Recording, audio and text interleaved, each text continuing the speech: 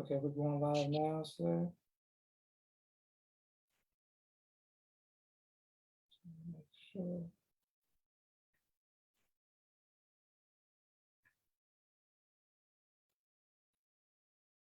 Okay, perfect. And we are live. I want to thank everyone for tuning in to a very special edition of Off the Record on the People's Podcast this afternoon. We have an amazing guest with us today who's going to give us some incredible information as well as inspiration, and that is none other than Brother Shelton Muhammad. Assalamu alaikum, sir. Wa alaikum salam, sir. Yes, sir. And Brother Shelton, thank you for taking time out of your busy schedule, and thank everyone who was watching the People's Podcast.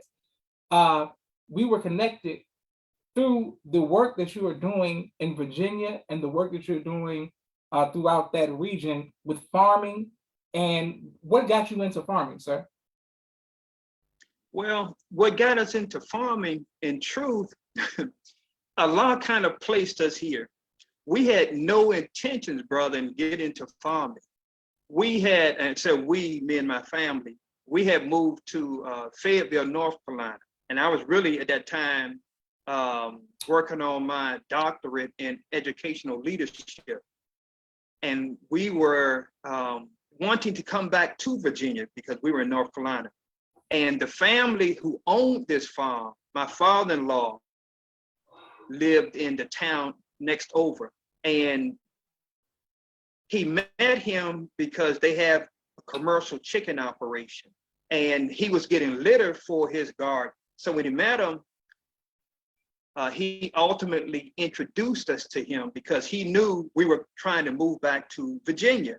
His wife had, mother had about 9 acres of land and a house. So when we came from North Carolina, we visited the family and they showed us, it was a house with the 9 acres in Greenville, North Carolina. We didn't like the house. And so when we came back to the farm, the father propositioned us to purchase his farm. And he had 5 daughters and 2 of them were married, but none of them were interested in the farm. So because it had an existing business operation here, we said, okay, if we could enter the contract for the commercial chicken operation, then we would do all we could to secure the farm. And Allah blessed us to, when we met with the company, they extended to us a contract. And so then it was the matter of just trying to secure the farm. And the interesting thing about it, when we talked with the family, they told us exactly who to go to purchase the farm. It's a 66-acre farm. It had been in Black hands since we were emancipated. So the family wanted it to stay in Black hands. They didn't want white folks to get the farm. And so, but the company they sent us to purchase the farm was a white company. And so we went and, we had checked our credit scores and whatnot to make sure that we could purchase the farm, which we were qualified to purchase the farm. And so the farm, the cost of the farm was $300,000. And so because it had an existing business on the farm, we said, okay, we needed some operating capital to work the farm. So when we approached the company to purchase the farm, we wanted to, I asked for $600,000, hoping that we could negotiate, for the farm, in terms of the price. So the company we went to, they told us, and these were Caucasian men, that we weren't qualified for nothing. So we were like, wow. And my wife and I were there. And so we didn't know that was kind of waiting in the wings was a Caucasian female from FSA, Farm Service Agency. And so they kind of directed us to FSA. And there was an interim period before we went to FSA. My wife's sister was married to her husband then he was in mortgages. So we checked with him to see whether or not we were qualified to purchase the farm? And he said we were. And so we couldn't do it through a regular mortgage. You could only get, as he explained to us, 12 acres. But we wanted the whole 66. So what we had done with the family, we looked at two different options. We looked at, okay, we'll purchase a certain area of the farm, through a mortgage, but then the rest of it, we would, pay them with a contract that we would have if we couldn't get the whole thing. But it just so happened, we were able to purchase the farm through FSA. And they gave us just a little money to upgrade our chicken house, but we didn't get any operating capital. I was working as an assistant principal at that time. My wife was working as a nurse. So we were like, okay, one of my sons and my father-in-law would help with the chicken house. So that would allow me thinking that I would bring in enough revenue so we could, build some operating capital. We never knew that them white folks, although we negotiated a contract, they did not want us to have this farm. There were persons who worked for the commercial chicken company who was sabotaging our farm. Because the farm is in Southampton County, Virginia, and we didn't know anything about the commercial chicken farming, no idea. We hadn't planned, for the farm. And so when I went to work in Fayetteville, I was 2.5 hours away, one way. And so by the time I got back here to the farm, they had done whatever they had done to the chicken houses, and we weren't skilled enough to know exactly what they were doing. And so they were doing things like we have these big feed bins. They would put cement in the feed bins, and the feed bins feed the food into the chicken house. If those pieces of rock or cement get in the bins, the feed lines will break. Our feed lines are 400 feet. The chicken house is 40 by 400. So the feed line ran from one end to the house to the other. If they break and you got chickens, then you have to manually or feed the chickens, but also you have to fix the lines. And so we weren't really qualified to fix the line. We did the best we could. And then even that we found out, the lines were, there were some things with the lines that needed to be adjusted, which they are called, it's inside the line that pushes the feed. It's called an arbor. The arbor was too short, and we never knew that. It stretches like a rubber band. And so ours was too short, and we found that out later. But the feed lines kept breaking down because the cement was being fed in the line. So that was one of the problems. Then we had a couple of occasions, always in the winter. We noticed when things happened with the chicken houses, it never happened. It would always be after week 5. We would keep the chickens 7 weeks, so they would get enough weight for the company to get their money. The additional weight, that's how we make our money. Number of chickens and the weight of your chickens. So week 5, particularly in the winter, January, the chicken houses run with a computer.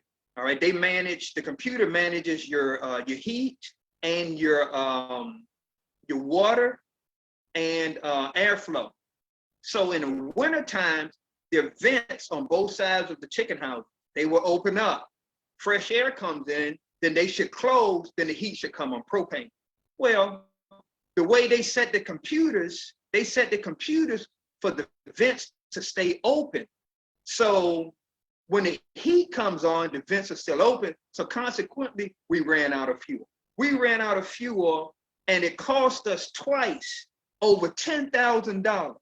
So we had to pay on a $10,000 bill plus the current, when we got another flock, the current bill. So the enemy was trying to run us out and destroy us financially. And in truth, they did, by Allah's permission, all right, we almost lost the farm about 3 times. But Allah blessed us to stay here.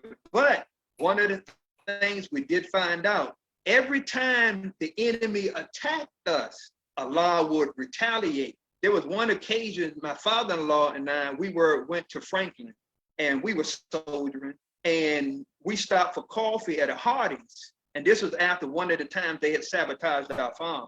He picked up a newspaper, and we had read that this company had lost a chicken house by way of fire.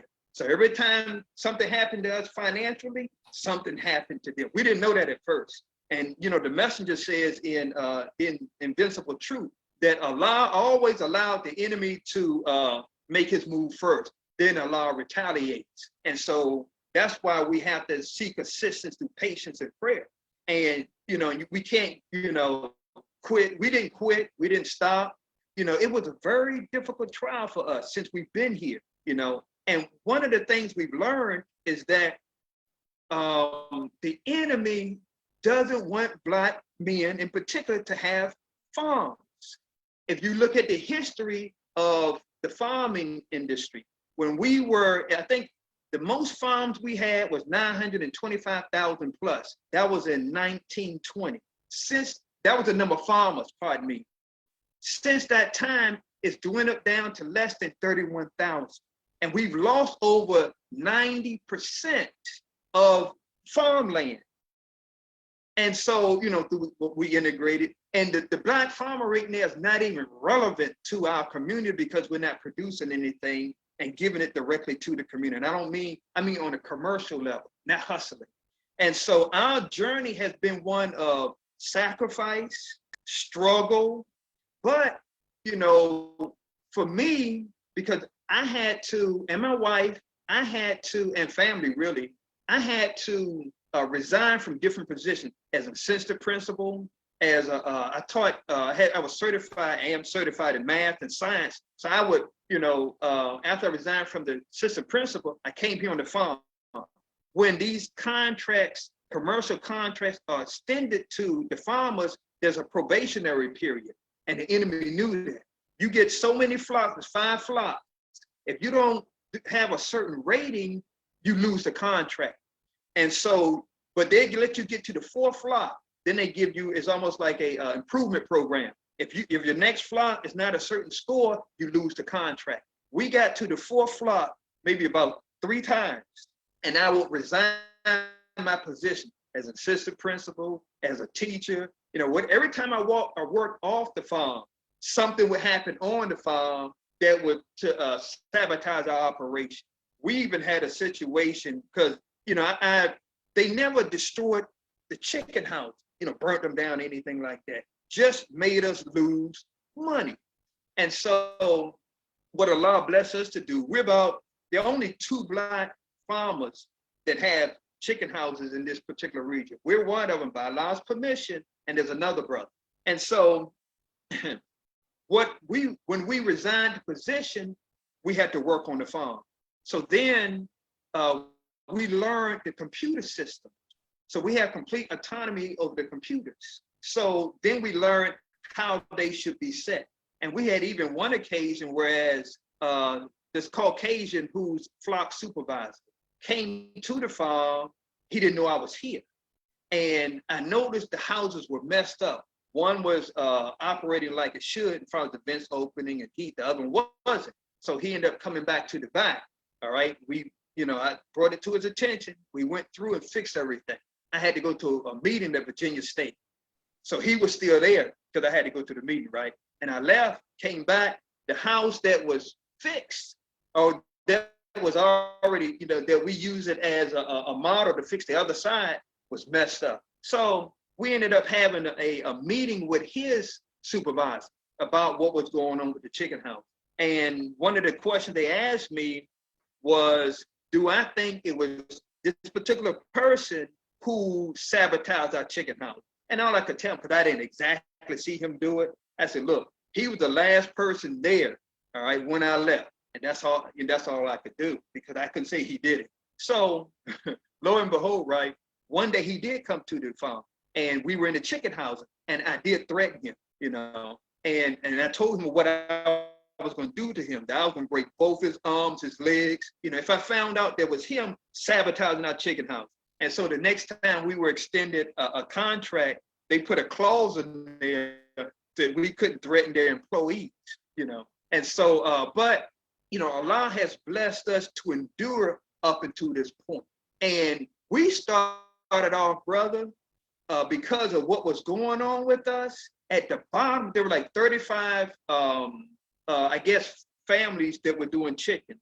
We were at the bottom for the first few years, but Allah has blessed us. Now, when we do settle, we're always in the top 5% of those that settle, and that's by Allah's permission. So we've been steadfast. You know, we wanted to advance our farm, but we never knew the financial hardship that we would undergo because of the things they were doing to our farm. We thought we would be making money. Well, hell, we were losing money, you know. And so the farm value at that time, let me go back for a minute. There was a time we met with this commercial chicken company, and we had just kind of suggested what would they do if we decide to, you know, give up the chicken operation. We would, you know, some type of settlement or whatever they would do, right?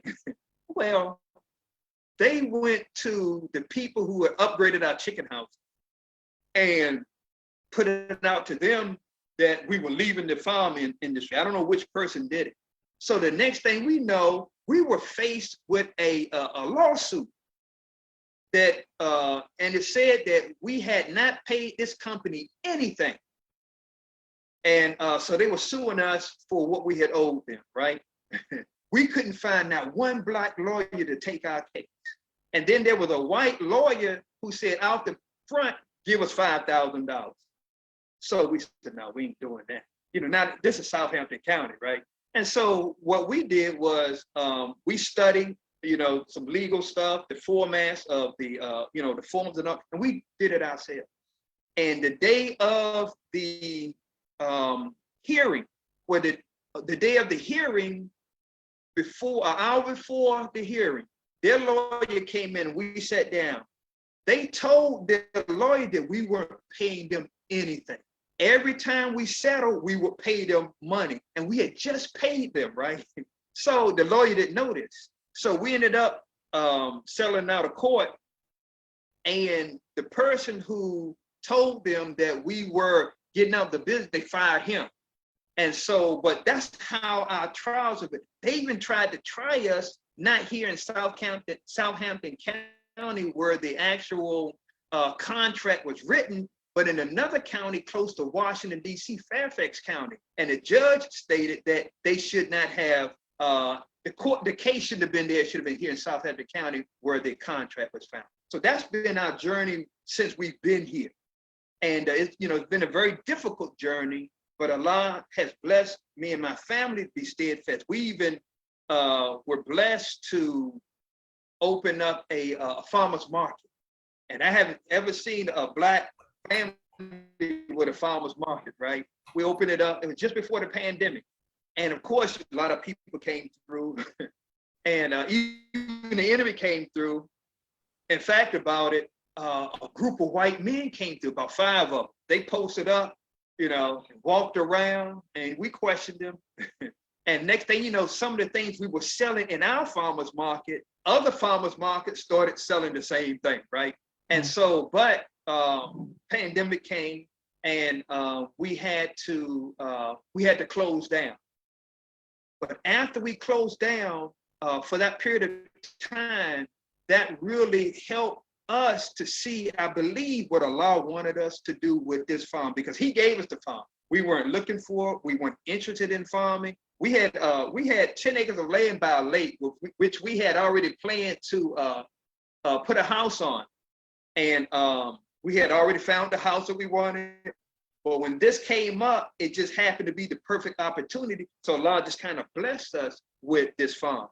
In fact, about it, after we got the farm, in 2013, Dr. Wrigley had called me. This was during the Savior's Day, just before Savior's Day. And he told me that there were 6 people he wanted to invite to meet the minister.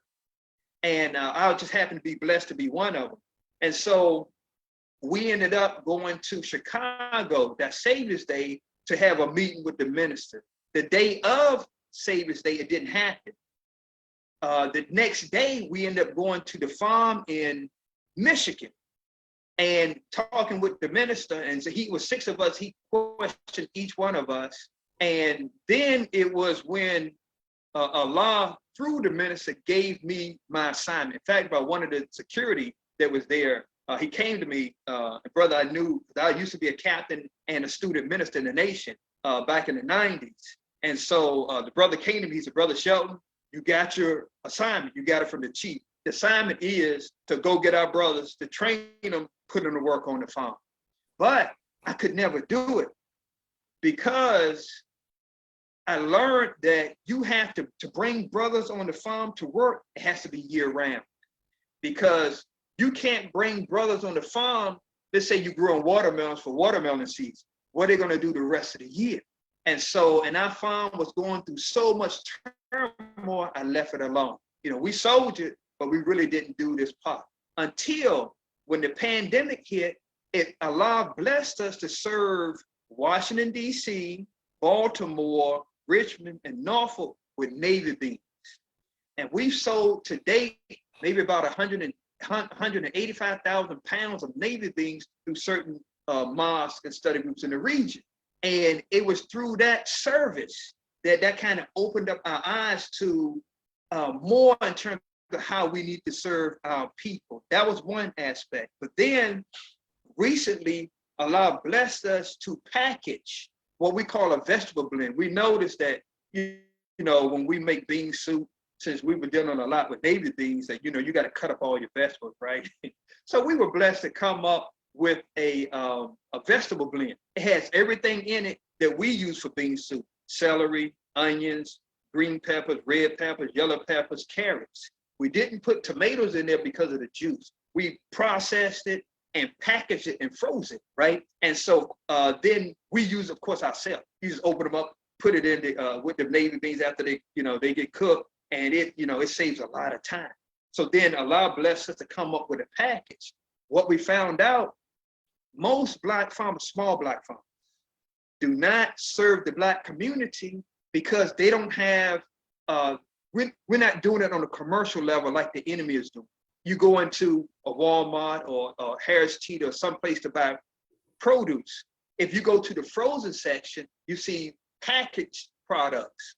Well, I have yet to find a Black farmer, small Black farmer, or a commercial Black farmer where we can walk into one of the stores and you get Black products. Let's say you want some frozen corn that's cut up and packed, but we haven't seen that. And so the reason that these small Black farmers aren't attached to the Black community, most of the Black community don't even respect the Black farmer, you know, because the enemy has made the Black farmer appear to be irrelevant. How come? Because we're not producing for our people. So Allah has blessed us to see if to package products, you know, because one of the things that our farm goals is to set up a warehouse here to and to purchase from Black farmers that we met on a contractual level, get their products, package those products, store those products, and then sell those products to, they can be sold to community colleges, restaurants. You know, we want to set up farmers markets like we have in different cities because farmers markets are not too expensive to set up, particularly since we're going to be going through famine and very difficult times. Food coming directly from the Black farmer is a key to our salvation in terms of quality of food, the consistency of that food, and since the enemy has weaponized the food, where we can counter that. And so, but it's just by the relationships that's needed between the Black farmer and our community. Then the Black farmer, which most are losing their farms because they don't have a consistent relationship with our people, meaning they're producing a product, they're like the enemy is doing, you know, with the commercial chickens. We'll take his chickens, we'll raise his chickens, we give them back to him, he give us some money, then he go and process them, put them on the market. But that's the type of business entity we're trying to establish here, but for Black farmers, to put them in our community to serve our people so that our people have better quality food, and then we will learn to see the value of the Black farm. Plus, we can't survive, brother. There's no way without the black farm, you know, with the law, of course, but with the black farm, somebody has to bring out us food. Since Bill Gates and them are producing this synthetic foods, you know, the only way we can counter that is to bring real food, because they want to bring that synthetic food to our communities. Well, if we don't get the unity of the black community and the black farmer, then the enemy is going to feed or continue to feed us, all right? Because we're not producing for ourselves. And the final thing we'll say, right, about the little history, you know, and I hope I think I may have just lost that point, but that relationship is key to our survival. We got to get food from the black farmer to the black community, and that will help the black farmer to survive and the black community. And right now, that's kind of what we're pushing. As we get things built up, we work on that relationship. There has to be that relationship between the two in order for us to make it through these difficult times. And by the food coming directly from the black farmer, the prices could be lower than they would be as inflation kicks in and you're getting them from the enemy, you know, because they're coming directly from the farmer. So you can get it cheaper. So that's what we're working on. That's our history. That's where we are now. So, you know, Allah kind of put us in this situation. And so we're just trying to use now our talents and our skills to do all we can to help save our people. And this is the point I wanted to make. The minister said, the minister didn't say it exactly like this, but the enemy don't really care how much we raise the conscious level of our people. Because when we finish teaching, when it's time to eat, we go right to the enemy who's feeding us. So he's killing us through the food. And so unless we you know, organize, tie the black farmer or farms to our people, then regardless of how great the unity we have, we still gonna die because he's feeding us and supplying us our water. So we gotta work hard, and we need that unity with the farmers, and that's what we're pushing, you know. And the cities need that. We're in a rural community. These little towns need it. But I do know with that type of unity and setting up warehouses throughout the area, we can provide food to what they call the food deserts, you know, quality food that, and then the black farmers would get up, and then our people would see how important it is to be a farmer, you know. So that's kind of our story, brother. Beautiful. All praise due to Allah. Yes, sir. And you getting love all over the country. Sister Tracy said, good point, sir. Help us. Thank you. My sister Naima said, teach. Beautiful. My sister Miriam says, Assalamu alaikum, family. Dale, Assalamu alaikum. Melvin Muhammad. The Cynthia says, all praise due to Allah. People just showing you love. And the other Sister Tracy, two different Sister Tracy's, all sending greetings and showing you love and support. Can't wait to put this on YouTube. And Brother Shelton, I want to just, we have a quick 60-second commercial break for all of the sponsors of the People's Podcast. I want to thank, I want to thank everyone who continues to like, share, and subscribe to the People's Podcast. And hold on, here we go. There we go. Yes, sir. And people are showing love all across the country. Praise be to Allah. Yes, sir. 1 second. There we go. Just play this, and then we're good to go. Oh yes, and I can't wait to put this on YouTube. And Brother Shelton, you did a great job. You answered all of the questions for me, sir, that we had for you in a very yes, sir. Are we finished? No, sir, not yet. Not yet. Okay, good. The three things. I got to give a shout out to my wife, brother. Yes, sir. I understand. And to the minister. Okay, here we go. 1 second.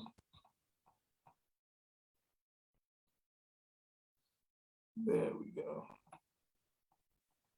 Now, this is what I want to share the room. There we go. Yes, sir. We'll make sure that you get your shout out to your wife as well as to the minister. 1 second. Here we go. Hold on 1 second. Of course, this. All right. Come on, play.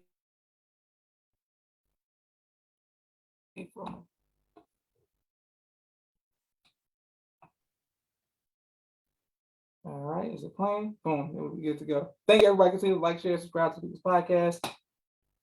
Just waiting on it to load, and We have our commercial break, and everybody be good to go. And thank you, brother. We really appreciate this opportunity. Yes, sir. I can't wait to put this on YouTube. Just waiting on it to load.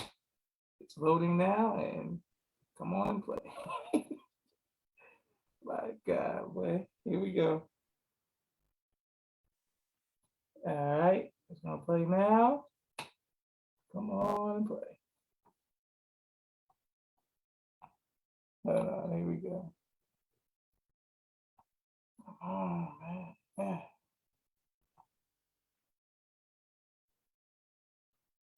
It's right here. Come on, play. All right, the 6-second commercial is going to play right now for us, Brother Shelton. Yes, sir. Okay, I'm not doing this. All right, boom. We'll come back to that for the next thing. Brother Shelton, yes, sir. Please give a shout out to your wife and to the minister. Media production. He has a 4K camera and a drone. He does. Oh no, Brother Shelton. There we go. Hold on, Brother Shelton. Here we go. Yes, sir. My sister Miriam, ABC I Love Me children's book, coloring book, and now Spanish book. All three available on Amazon.com. My sister Naima, Stay on Point Dance Academy LLC. She teaches ballet virtually to young girls all across the country and right here in the studio of Atlanta, Georgia. Raw Communications. If you're working on a book and you need copy editing, project management, content development, or media relations, please reach out to Raw Communications. Also, student minister Robert L. Muhammad out of Austin, Texas, conflict mediation, squashing the beef throughout the Southwest region. He does a phenomenal job. His wife, Sister Fudia Muhammad, giving birth to a God in the science of child rearing. So please make sure you get her book, Sister Fudia Muhammad. Fashion Guides, Urban Streetwear, 314-329-6009. He'll keep you dripping in the best of fashion. He does a phenomenal job for men and boys clothing online. Okay. Thank you, Brother Kenneth, bow tie maker extraordinaire. He'll ship bow ties to you anywhere in the nation. Thank you very much, Brother Kenneth. Make sure you all get your bow tie from Brother Kenneth. Asiatic Minds. They teach STEM to young kings and queens all across the country virtually. Okay. Please sign your children up to AsiaticMinds.com. Sister Sherry Muhammad does an excellent job. Also, a new TV series, Chemistry, Episode 6 from Taj Hollywood. He does a phenomenal job. Taj Hollywood, Chemistry, Episode 6. Get it on YouTube. It's great. Okay. Keep It Hood. Helping others overcome depression, keeping it hood, also by Taj Hollywood. Also, our brother Aaron Muhammad with Elevated Places, Inc. It deals with stress management, real estate, credit, clearing and repair. Also, Respectful Life Center. I want to make sure I get it right. I'm not going to butcher that, but Iradology, help me out, Celine. But yes, that analysis, it can help you with personal wellness. Ma'am, how you say it? Iridology. Iridology, there you go. It can help you with personal wellness, physically, mentally, and emotionally and spiritually. 229-344-1474. Make sure I write that down so I'll never have to worry about that again. Also, Dr. Henry M. Carter, King Henry's Turkey Legs right here in Atlanta, Georgia. Brother Rashad Muhammad, COVID-19 disinfecting cleaning services. My father's book, A Soldier in the Movement of Christ, AbdulSharif.com. And last but not least, my two books, Cleopatra, which is a children's book, and No Father, No Excuse, all available on Amazon.com. Okay, yes, sir. We're right back to you now, Brother Shelton. Football season. Yes, sir. Yes, sir. Okay, we're waiting for your shout out, sir. Yes, sir. Just want to first thank the Honorable Minister Louis Farrakhan. When we met with him in 2013 at the farm, one of the things in our conversation he mentioned to me was to not give up the contract because, because there were questions about the chicken. And through our trials, that really kept me focused.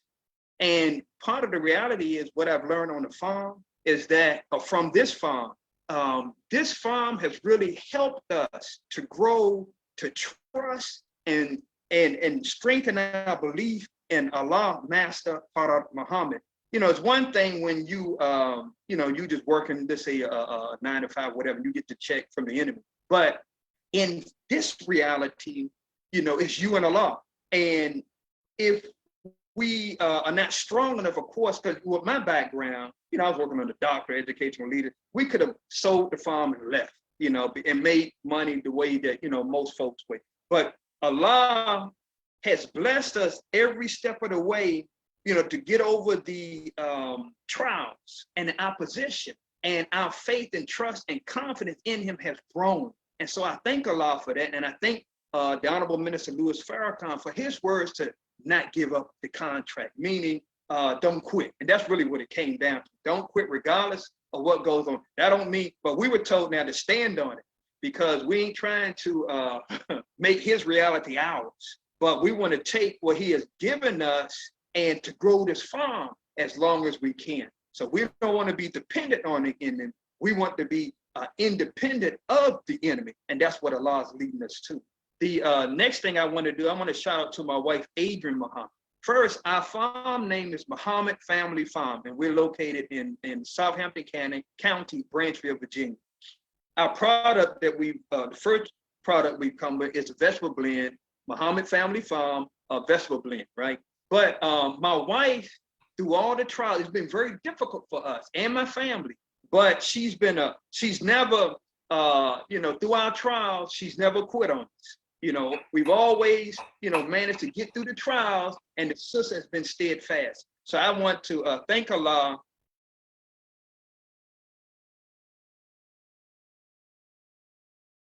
for my wife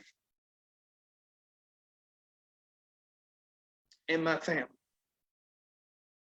Because without them, I don't know, how we would have dealt with this situation. One of my sons, two of my sons, they help on the farm, and without their assistance and their sacrifices, that's what I'm saying, the family. You got to have family to deal with it. You can't do it as a solo soldier, not for what we have. And so I'm really thankful to Allah for allowing me to meet a sister like her. She's an MGT, and for her to be steadfast with me through the trials that we've gone through. So I thank Allah for Sister Adrian Muhammad, and for my son Yusuf and Talib, and my daughter Fatina and Dewan. So I just want to give a shout out to them, because it's about family, and that's key to our success. Relationship with Allah, his Messiah and the Christ, and family. And that's, I wanted to make sure I, put that out there. So thank you, brother. Thank you, sir. And all praise due to Allah. And we thank Allah for your sacrifice and the sacrifice of your family as well. My sister Naima said, all praise due to Allah. Sister Salima from Baltimore says, Alhamdulillah. And Brother Melvin says, yes, sir. I want to thank everyone for tuning in to a special edition of Off the Record on People's Podcast. We have 2 more interviews coming right up at 7 p.m. Eastern and 9 p.m. Eastern as well. Thank you very much, Brother Shelton. May Allah continue to bless you. Let's all support him. We're going to put this on YouTube. When we get a chance, let's make sure that we all go to Virginia and support Muhammad's Family Farm. May Allah continue to bless you, sir. Assalamu alaikum. Thank you. This is Joshua Leonard Muhammad signing off of the People's Podcast.